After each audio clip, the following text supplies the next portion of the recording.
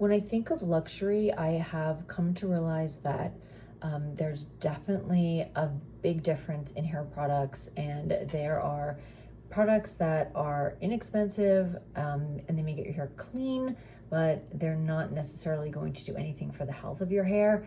And then there are the higher end luxury hair products that will restore moisture to your hair and keep it healthy and shiny and just long and beautiful. And during the pandemic, during the lockdown, and not being able to get conditioning treatments that I would normally get when I would go to the salon and do my color, and then I was just using like some random shampoo, which I didn't realize was bad for my hair. My hair got so dry and brittle, so my stylist recommended Olaplex, and I've been using it now for a couple of years, and so I think it's definitely helping. I'll link this down below. I know a lot of influencers on YouTube use this, so it must be good, right? And it definitely is good for the hair.